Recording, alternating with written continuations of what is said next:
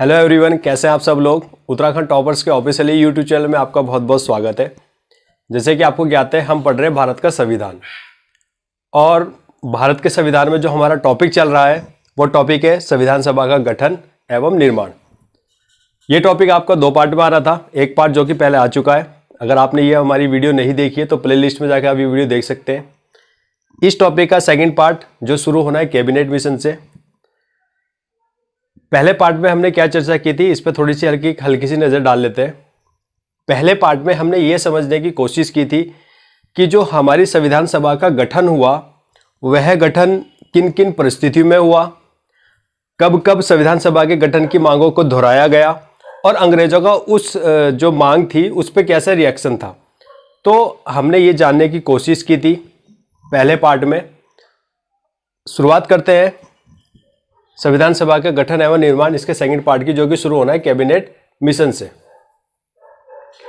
यहाँ पे पहले आपको एक बात कहना चाहूँगा कि जो आपका ये आज का टॉपिक है ये थोड़ा टेक्निकली है, तो अगर आप किसी एग्ज़ाम की तैयारी कर रहे हैं तो इस वीडियो को ध्यान से देखिएगा और ध्यान से सुनिएगा और एंड तक जरूर देखिएगा। काफ़ी क्वेश्चन निकल कर आएंगे एग्ज़ाम के दृष्टिकोण से, तो आप इसको ध्यान से देखिएगा। शुरू करते हैं। हमारी जो संविधान सभा थी, हमारी संविधान सभा का गठन कैबिनेट मिशन की रिपोर्ट के आधार पर होता है। कैबिनेट मिशन का अर्थ क्या हुआ?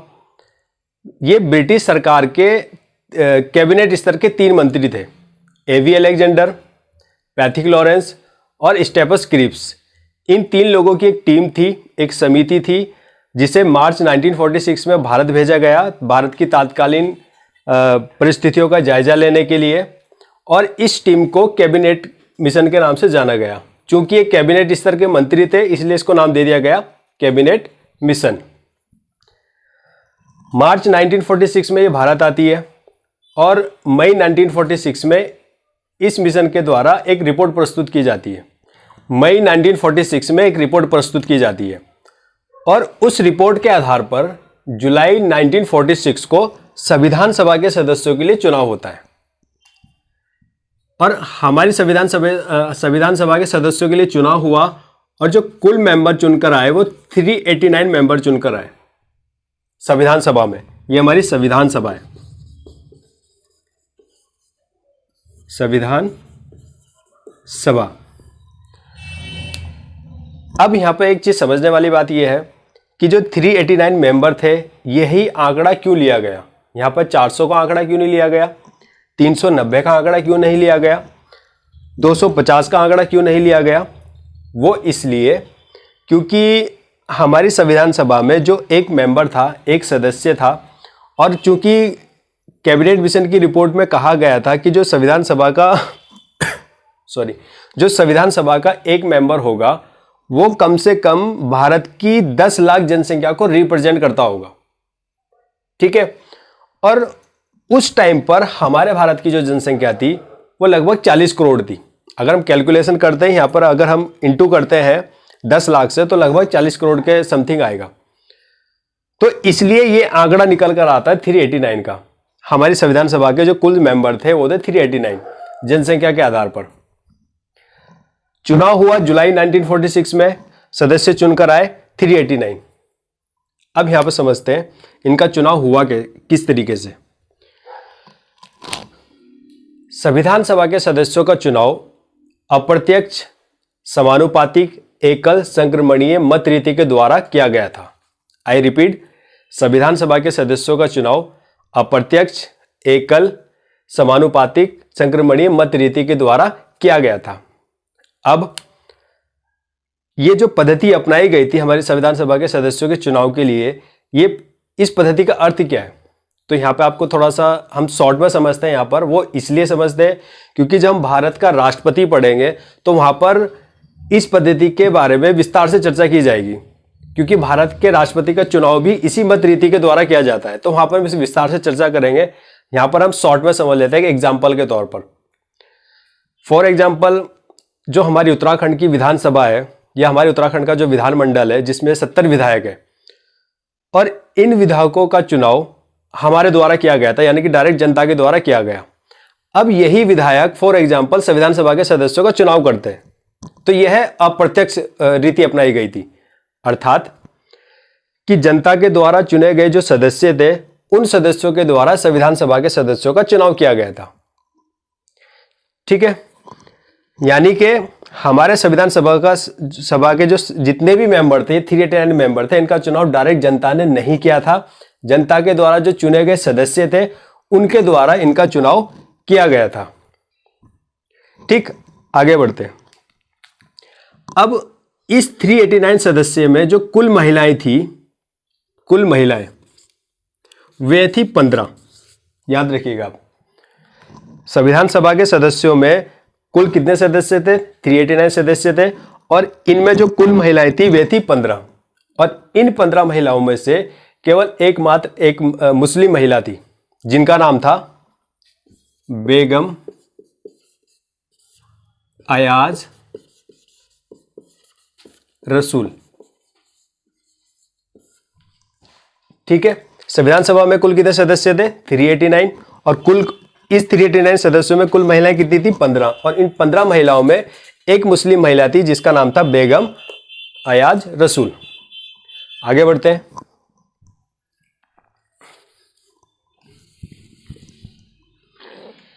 अब जो ये 389 सदस्य थे हम इसको 3 पार्ट में डिवाइड करते हैं। एक ब्रिटिश प्रांत,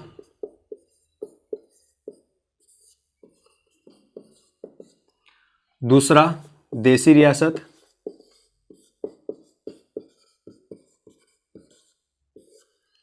तीसरा कमिश्नरी क्षेत्र।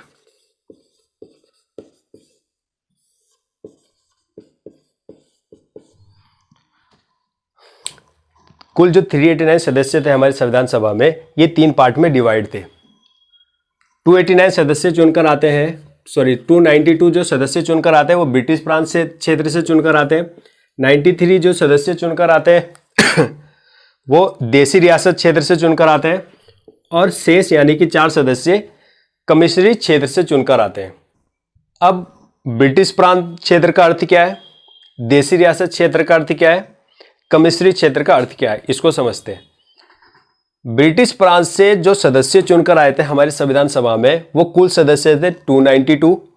ब्रिटिश प्रांत का अर्थ हुआ कि जो ये क्षेत्र थे 292 क्षेत्र, इन क्षेत्रों पर डायरेक्ट अंग्रेजों के द्वारा शासन प्रशासन का संचालन किया जाता था, यानी कि ब्रिटिश सरकार की देखरेख में इन क्षेत्रों की व्यवस्था को देखा जाता था।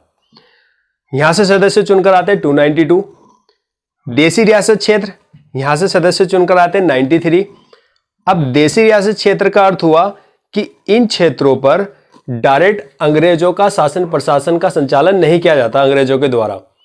यहां पर जो शासन प्रशासन का संचालन किया जाता था या फिर इन क्षेत्रों की जो व्यवस्था देखी जाती थी, जिसकी देखरेख में होती थी, वो होती थी राजा महाराजाओं की देखरेख में। यानी कि यहां पर अंग्रेजों का डायरेक्ट शासन प्रशासन नहीं चलता है, यहां पर राजा महाराजाओं का शासन प्रशासन चलता है। कमिश्नरी क्षेत्र का अर्थ हुआ, फॉर एग्जाम्पल जिस तरीके से आज हमारे देश में 9 केंद्र शासित प्रदेश हैं, तो उस टाइम पर 4 केंद्र शासित प्रदेश थे फॉर एग्जाम्पल। तो आप इस तरीके से समझ सकते हैं। तो 4 कमिश्नरी क्षेत्र थे। कौन कौन से? वे 4 थे। नंबर 1 दिल्ली, नंबर 2 अजमेर जो राजस्थान के क्षेत्र में, नंबर 3 बलूचिस्तान जो वर्तमान समय में पाकिस्तान के क्षेत्र में, और नंबर 4 कुर्ग जो कि कर्नाटक में पड़ता है। तो ये 4 कमिश्नर क्षेत्र थे। यहां से सदस्य चुनकर आते हैं, देसी रियासत से सदस्य चुनकर आते हैं, ब्रिटिश प्रांत से सदस्य चुनकर आते हैं। यहां तक ठीक है। अब यहां पर एक थोड़ा सा टेक्निकली क्वेश्चन क्या बन सकता है कि जो चुनाव हुआ था अप्रत्यक्ष समानुपातिक एकल संक्रमणीय मत रीति के द्वारा, वो जो पद्धति अपनाई गई थी संविधान सभा के सदस्यों के चुनाव के लिए, वो पद्धति केवल ब्रिटिश प्रांत क्षेत्र में अपनाई गई थी और कमिश्नरी क्षेत्र में अपनाई गई थी, देसी रियासत क्षेत्र में नहीं अपनाई गई थी। याद रखिएगा, दोबारा से रिपीट कर रहा हूं। जो अप्रत्यक्ष समानुपातिक एकल संक्रमणीय मत रीति के द्वारा जो हमारे संविधान सभा के सदस्यों का चुनाव हुआ था, यह मत रीति ब्रिटिश प्रांत और कमिश्नरी क्षेत्रों में अपनाई गई थी। यानी कि इन क्षेत्रों से संविधान सभा के सदस्यों का चुनाव हुआ था। लेकिन देसी रियासत क्षेत्रों से संविधान सभा के सदस्य जो आए थे हमारे संविधान सभा में, वो चुनाव उनका चुनाव नहीं किया गया था, वो आपसी समझौते के आधार पर संविधान सभा में चुनकर आते हैं। ठीक, देसी रियासत सदस्य जो देसी रियासत से 93 सदस्य चुनकर आए थे, ये आपसी समझौते के आधार पर चुनकर आए थे। ये थोड़ा टेक्निकली है, आपसे पूछा जा सकता है एग्जाम में घुमा फिरा के, तो इस चीज को ध्यान रखिएगा। आगे बढ़ते हैं इसी क्रम में। ब्रिटिश प्रांत जहां पर चुनाव हुआ, कुल सीटें थी यहां पर 292। इसमें से सबसे अधिक सीटें जो मिलती है वो मिलती है कांग्रेस पार्टी को। कांग्रेस पार्टी 208 सीटें जीतती है ब्रिटिश प्रांत क्षेत्र से। नंबर 2 पे जो पार्टी है वो है मुस्लिम लीग पार्टी, जिसको 73 सीटें मिलती हैं, और शेष जो सीटें बचती है लगभग 11, तो वो सीटें मिलती है बाकी अन्य राजनीतिक दलों को। लेकिन एक दल ऐसा था इस टाइम पर जिसको संविधान सभा की मेंबरशिप नहीं मिली, क्योंकि वो एक भी सीट जीत नहीं पाया था, और वो राजनीतिक दल था हिंदू महासभा। सभी राजनीतिक दलों को उस टाइम पर जितने भी राजनीतिक दल थे हमारे भारत में, सभी को पार्टिसिपेट हमारी संविधान सभा में सभी चुनकर आते हैं, लेकिन केवल एक दल ऐसा था हिंदू महासभा जिसका एक भी मेंबर हमारी संविधान सभा में नहीं था, क्योंकि वो चुनाव नहीं जीत पाया था। तो इस तरीके से हमारी संविधान सभा के सदस्यों का चुनाव हुआ। अब बात करते हैं यहाँ पर हम डॉक्टर भीमराव अंबेडकर जी की, क्योंकि इस जगह उनकी बात करना थोड़ा ज़रूरी है, और वो इसलिए ज़रूरी है क्योंकि उनको आधुनिक भारत का मनु कहा जाता है, हमारी संविधान सभा का जनक कहा जाता है, जिन्होंने हमारे देश के लिए एक संविधान बनाया, हमारे देश के लिए एक व्यवस्था बनाई। तो थोड़ी सी चर्चा उनके बारे में कर लेते हैं यहाँ पर। जब संविधान सभा के सदस्यों का चुनाव हुआ तो डॉक्टर भीमराव अंबेडकर जी बॉम्बे की सीट से चुनाव लड़ते हैं संविधान सभा के सदस्य के लिए। अब पहली बार ये बॉम्बे की सीट से चुनाव लड़ते हैं और ये वहाँ से चुनाव हार जाते हैं। अब ये दोबारा से चुनाव लड़ते हैं बंगाल से। बंगाल में एक जगह पड़ती है जयसूर कुलना, जयसूर कुलना बंगाल में। यहाँ से डॉक्टर भीमराव अंबेडकर जी चुनाव लड़ते हैं मुस्लिम लीग पार्टी से, और वो चुनाव जीत जाते हैं। आपको याद होगा कि 15 अगस्त 1947 को हमारा देश आज़ाद हुआ, और 15 अगस्त 1947 को हमारा भारत दो पार्ट में भी डिवाइड हो चुका था, एक पाकिस्तान और एक भारत। अब जो ये क्षेत्र था जयसूर कुलना, अब ये पूर्वी पाकिस्तान क्षेत्र में चला गया, वर्तमान में बांग्लादेश बोल सकते हैं हम। तो ये क्षेत्र तो चला गया बांग्लादेश में, यानी कि पूर्वी पाकिस्तान में, और इस सीट से चुनकर आए थे डॉक्टर भीमराव अंबेडकर जी। अब डॉक्टर भीमराव अंबेडकर जी के लिए बॉम्बे से फिर से सीट खाली कराई जाती है, और बॉम्बे में जो इस वक्त है वो है M.R. जयकर। M.R. जयकर नाम के व्यक्ति इस्तीफा देते हैं अपनी सीट से, सीट खाली होती है, और इस खाली सीट से डॉक्टर भीमराव अंबेडकर जी फिर से हमारी संविधान सभा में पहुंचते हैं। तो इस तरीके से डॉक्टर भीमराव अंबेडकर जी के बारे में अगर एग्जाम में क्वेश्चन पूछा जाता है कि संविधान सभा में जो डॉक्टर भीमराव अंबेडकर जी का चुनाव हुआ था वो किस सीट से हुआ था, जयसूर कुलना सीट से हुआ था या बॉम्बे सीट से हुआ था, तो आपका आंसर होगा बॉम्बे से। ठीक है, जयसूर कुलना इसलिए नहीं माना जाएगा आंसर क्योंकि अब ये क्षेत्र कहाँ चला गया, पाकिस्तान के क्षेत्र में चला गया, और जो संविधान सभा के उस मेंबर थे वह थे बॉम्बे की सीट से। डॉक्टर भीमराव अंबेडकर जी की दो बुकें हैं जो बहुत प्रसिद्ध है, एक हिंदू धर्म की पहेलियां और दूसरी पाकिस्तान पर विचार, जो कि इन्होंने 1940 में ये बुक लिखी थी। तो काफ़ी प्रसिद्ध बुक है, कभी एग्जाम में पूछी जा सकती है, तो आप इस चीज़ को भी ध्यान रखिएगा। इसी क्रम में आगे बढ़ते हैं, बात करते हैं B.N. राव जी की। B.N. राव, इनका पूरा नाम है बेनेगल नरसिम्हा राव। ये कौन है, इनके बारे में थोड़ा जान लेते हैं। B.N. राव जी हमारी संविधान सभा के संवैधानिक सलाहकार थे। I repeat, B.N. Rao ji हमारी संविधान सभा के संवैधानिक सलाहकार थे, परंतु ये संविधान सभा के सदस्य नहीं थे। क्लियर है, B.N. राव जी क्या थे, हमारी संविधान सभा के संवैधानिक सलाहकार थे, लेकिन ये संविधान सभा के सदस्य नहीं थे। और ये यही वो व्यक्ति हैं जो भारत की ओर से अंतर्राष्ट्रीय न्यायालय में प्रथम न्यायाधीश के पद पर रह चुके हैं। अगर क्वेश्चन बनता है कि वह प्रथम भारतीय व्यक्ति कौन है जो अंतर्राष्ट्रीय न्यायालय में न्यायाधीश के पद पर रह चुके हैं, तो वो यही वीएन राव जी हैं जो हमारे संविधान सभा के संवैधानिक सलाहकार भी रह चुके हैं। इंटरनेशनल कोर्ट जो कि हैग में है, हैग यानी कि नीदरलैंड देश में स्थित है, यूरोपियन कंट्री है, और अंतर्राष्ट्रीय न्यायालय की स्थापना हुई थी 3 अप्रैल 1946 को। तो यहाँ पर ये भारत के प्रथम न्यायाधीश के पद पर कार्य कर चुके हैं और यही हमारे संविधान सभा के संवैधानिक सलाहकार भी थे। ठीक, आगे बढ़ते हैं इसी क्रम में। अब हमारी संविधान सभा के सदस्यों का चुनाव हो चुका है। कुल सदस्य हैं 389 और ये है हमारी संविधान सभा।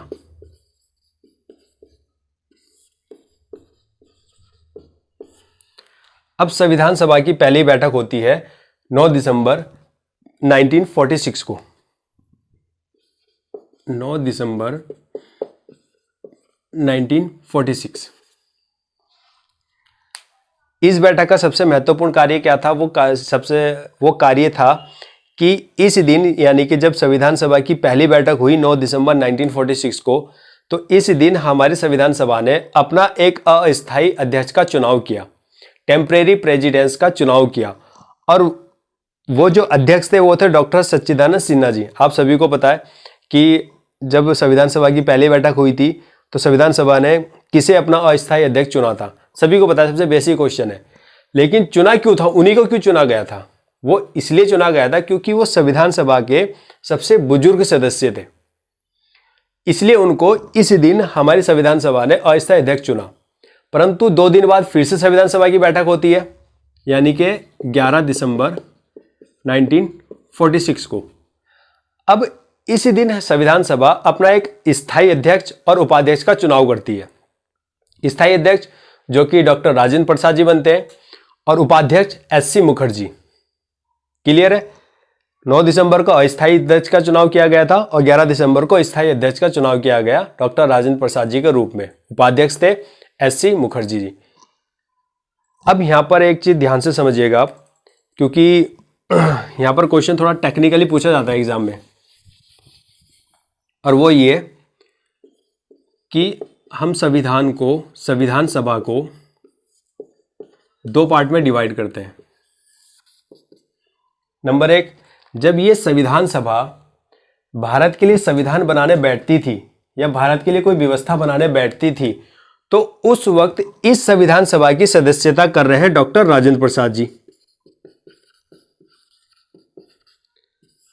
संविधान निर्माण, जब संविधान का निर्माण हो रहा है तो उस वक्त अध्यक्षता कौन कर रहे हैं? डॉक्टर राजेंद्र प्रसाद जी। ठीक है, जब यही संविधान सभा संसद के रूप में कार्य करेगी, तो उस टाइम पर इस संविधान सभा की अध्यक्षता कौन कर रहे हैं? गणेश वासुदेव मावलंकर जी। गणेश वासुदेव मावलंकर जी। ठीक है, थोड़ा टेक्निकली क्वेश्चन है, आपसे घुमा फिरा के पूछा जा सकता है। जब संविधान सभा संविधान का निर्माण करने बैठ रही है तो उस वक्त अध्यक्षता कर रहे हैं डॉक्टर राजेंद्र प्रसाद जी, और जब यही संविधान सभा संसद के रूप में कार्य कर रही है तो उस वक्त इस संविधान सभा की अध्यक्षता कर रहे हैं गणेश वासुदेव मावलंकर जी। ठीक, आगे बढ़ते इसी क्रम में। और ये गणेश वासुदेव मावलंकर जी वही व्यक्ति हैं जो हमारी भारतीय संसद के प्रथम लोकसभा अध्यक्ष भी रह चुके हैं। ये क्वेश्चन एग्जाम में आ चुका है कि हमारी लोकसभा के प्रथम अध्यक्ष कौन थे, तो वो प्रथम अध्यक्ष कौन थे? गणेश वासुदेव मावलंकर जी। ठीक है, 9 दिसंबर को संविधान सभा की पहली बैठक होती है। 11 दिसंबर को संविधान सभा अपना एक स्थायी अध्यक्ष और उपाध्यक्ष का चुनाव करती है। अब 13 दिसंबर 1946 को फिर से संविधान सभा की एक बैठक होती है, और इस बैठक का सबसे इंपॉर्टेंट कार्य यह है कि इस दिन यानी कि इस 13 दिसंबर 1946 को संविधान सभा के समक्ष पंडित जवाहरलाल नेहरू जी के द्वारा एक उद्देशिका का प्रस्ताव रखा गया। उद्देशिका का मतलब था कि जो हमारे देश के लिए संविधान बन रहा है, इस संविधान की प्रकृति कैसी होगी, हमारे देश की जो सरकार होगी वो सरकार किन किन उद्देश्यों को लेकर कार्य करेगी, उसका नेचर कैसा होगा, तो ये तमाम चीज़ें उसमें लिखी गई थी। तो ये उद्देशिका प्रस्तुत सॉरी ये उद्देशिका प्रस्तुत की जाती है पंडित जवाहरलाल नेहरू जी के द्वारा 13 दिसंबर 1946 को संविधान सभा के समक्ष। लेकिन संविधान सभा इस उद्देशिका को अस्वीकार कर देती है, यानी कि स्वीकार नहीं करती है, पहली बात। दूसरी बात, फिर से पंडित जवाहरलाल नेहरू जी के द्वारा यही उद्देशिका 22 जुलाई 1947 को फिर से संविधान सभा के समक्ष रखी जाती है, लेकिन इस दिन उद्देशिका को स्वीकार कर लिया जाता है संविधान सभा के द्वारा। ठीक है, तो दो क्वेश्चन बनते हैं कि संविधान सभा के समक्ष पहली बार पंडित जवाहरलाल नेहरू जी ने उद्देशिका कब प्रस्तुत की, तो 13 दिसंबर 1946 को। और दूसरा टाइप का क्वेश्चन ये बनता है कि संविधान सभा ने उद्देशिका को कब स्वीकार किया, तो वो है 22 जुलाई 1947 को। क्लियर है, आगे बढ़ते हैं। आपको यहां पे याद होगा कि 14 अगस्त 15 अगस्त 1947 ये दो तिथियां हैं, ये ऐतिहासिक तिथियां हैं, क्योंकि 14 अगस्त को पाकिस्तान अस्तित्व में आया और 15 अगस्त को भारत आज़ाद हुआ। अब हुआ क्या कि भारत दो पार्ट में डिवाइड हो चुका है, पाकिस्तान एंड भारत। अब जो संविधान सभा के जो मेंबर थे, कुल मेंबर थे 389। इसका चुनाव हुआ था आज़ादी से पहले, ठीक, यानी कि जब भारत पाकिस्तान दो पार्ट में डिवाइड नहीं हुए थे तब इन संविधान सभा के सदस्यों को चुनाव हुआ था। लेकिन अब भारत दो पार्ट में डिवाइड हो चुका है, तो हमारी जो संविधान सभा है ये भी तो दो पार्ट में डिवाइड होगी। इसके कुछ मेंबर अब चले जाएंगे पाकिस्तान की संविधान सभा के सदस्य बन जाएंगे और कुछ मेंबर रह जाएंगे हमारी भारतीय संविधान सभा के सदस्य रह जाएंगे। तो हम कह सकते हैं यहाँ पर कि हमारी संविधान सभा का एक पुनर्गठन किया गया था 31 अक्टूबर 1947 को। ये तिथि याद रखिएगा, 31 अक्टूबर 1947। इस तिथि में क्या हुआ था, इस तिथि में हमारी संविधान सभा का पुनर्गठन किया गया था। और जब पुनर्गठन किया गया तो संविधान सभा में हमारे जो कुल मेंबर रहे वे रहे थे 299। ठीक, ये थी संविधान सभा।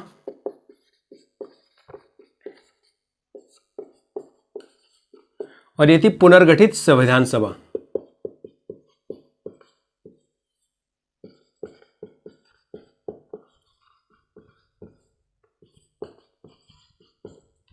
ठीक है, पुनर्गठन क्यों हुआ था कि आपको पता है कि भारत पाकिस्तान दो पार्ट में डिवाइड हो चुका है और इस जो संविधान सभा थी इसके भी दो पार्ट में डिवाइड होने।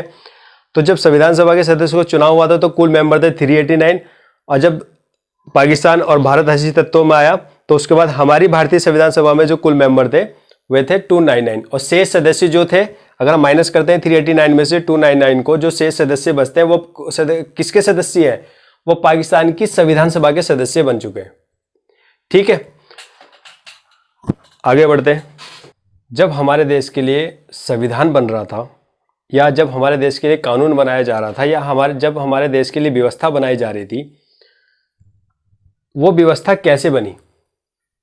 ठीक है, तो वे व्यवस्था ऐसे बनी कि जब हम कोई कानून या कोई व्यवस्था या कोई भी प्रोविजन अपने संविधान में हमें उसको ऐड करना है तो उस पर पहले संविधान सभा में काफ़ी लंबी चर्चा होती थी, बहस होती थी, विचार विमर्श किया जाता था। और जब सभी सदस्य एक मत हो जाते थे फिर उसके आधार पर उस प्रोविजन को या उस प्रावधान को हमारे संविधान में लिया गया। ऐसा नहीं है कि कोई विचार या कोई बात प्रस्तुत की गई संविधान सभा में और फिर इस पर वोटिंग कराई गई तो जिस पक्ष में ज़्यादा मेंबर है उनकी बात को माना गया, जिस पक्ष में कम मेंबर उनकी बात को नहीं माना गया। ऐसा नहीं था, क्योंकि वोटिंग के आधार पर बातों को स्वीकार नहीं किया गया। जब तक सभी सदस्य एक मत नहीं होंगे किसी बात को लेकर तब तक उस बात को एक्सेप्ट नहीं किया जाता था। ठीक है, तो हमारी संविधान में जो भी प्रावधान लिए गए हैं वो सब एक मत के आधार पर लिए गए हैं। जब सभी लोग उस पर राजी होंगे तो वही चीज़ संविधान में ली जाएगी। तो इस तरीके से हमारा संविधान का निर्माण हुआ। हमारा संविधान बनकर तैयार हुआ 26 नवंबर 1949 को। 26 नवंबर 1949 को, लेकिन हमारा संविधान लागू होता है 26 जनवरी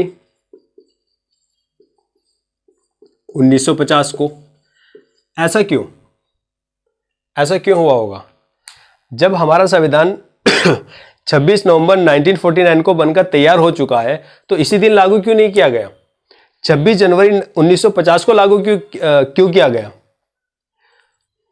वह संविधान इस तिथि को इसलिए लागू नहीं किया गया था क्योंकि हम लगभग 150 वर्ष अंग्रेजों के गुलाम रहे, और जब हम आज़ाद हुए तो हमारे लिए जो व्यवस्था बनाई गई वो भी हम भारतीयों के द्वारा ही बनाई गई, यानी कि हमने खुद व्यवस्था अपने लिए खुद बनाई। और उस व्यवस्था के ऊपर हमारे देश का फ्यूचर निर्भर करता है। अब जिस दिन उस व्यवस्था को लागू करना है तो हमारे पास कोई ऐतिहासिक तिथि होनी चाहिए जिस तिथि को हमने इस संविधान को लागू करना है। अब अगर हम पीछे मुड़ के देखें तो हमारे पास दो तिथि निकल कर आई थी, एक 26 जनवरी और दूसरी 15 अगस्त। 15 अगस्त हमारा देश आजाद हुआ था। अब 26 नवंबर को हमारे देश का संविधान बन चुका है, और अगर हम 15 अगस्त को देश के संविधान है इसको हम अगर लागू करते हैं तो एक काफ़ी लंबा समय हो जाएगा। नवंबर से अगस्त तक आने में लगभग 9-10 महीने निकल जाएंगे। तो 9-10 महीने तक हमारे देश की व्यवस्था कैसे चलेगी, एक काफ़ी बड़ा प्रश्न था। तो 15 अगस्त को तो हम संविधान लागू नहीं कर सकते। फिर मुड़कर देखा 26 जनवरी की तिथि निकल कर आती है। 26 जनवरी की तिथि कैसे निकल कर आई? आपको याद होगा कि 26 जनवरी 1930 को पहली बार भारतीय स्वतंत्रता दिवस का झंडा फहराया गया था पंडित जवाहरलाल नेहरू जी की अध्यक्षता में लाहौर में रावी नदी के तट पर। तो इस कारण 26 जनवरी 1950 को देश का संविधान लागू किया गया था। 26 जनवरी की तिथि क्या थी? क्योंकि इस दिन पहली बार भारतीय स्वतंत्रता दिवस का झंडा फहराया गया था 1930 में, और ये तिथि नवंबर के बाद लगभग बीच में 1-1.5 महीना है, तो इसलिए 26 जनवरी तिथि का चुनाव किया गया था। और इस कारण प्रत्येक वर्ष हम 26 जनवरी को गणतंत्र दिवस भी मनाते हैं, क्योंकि इस दिन हमारे देश का संविधान लागू किया गया था। 26 नवंबर 1949 को जब देश का संविधान बनकर तैयार हुआ तो कुल समय लगा हमारे देश के संविधान को बनने में 2 साल 11 महीने 18 दिन। ठीक है। और संविधान सभा की जो कुल बैठकें हुई थी या कुल अधिवेशन हुए थे वे हुए थे 12 अधिवेशन। और संविधान सभा की जो अंतिम बैठक हुई वो हुई 24 जनवरी 1950 को। और इस दिन संविधान सभा ने अपने राष्ट्रपति का चुनाव किया डॉक्टर राजेंद्र प्रसाद जी के रूप में, जो अभी तक संविधान सभा की अध्यक्षता करते चला आ रहे थे। तो इस तरीके से हमारे संविधान का निर्माण हुआ, इस तरीके से हमारी संविधान सभा का गठन हुआ। और इसी के साथ ये टॉपिक यहीं पे खत्म होता है। आगे मिलेंगे हम नेक्स्ट टॉपिक में, जो होगा भारतीय संविधान की विशेषताएं। ठीक है, तब तक के लिए मुस्कुराते रहिएगा, पढ़ते रहिएगा।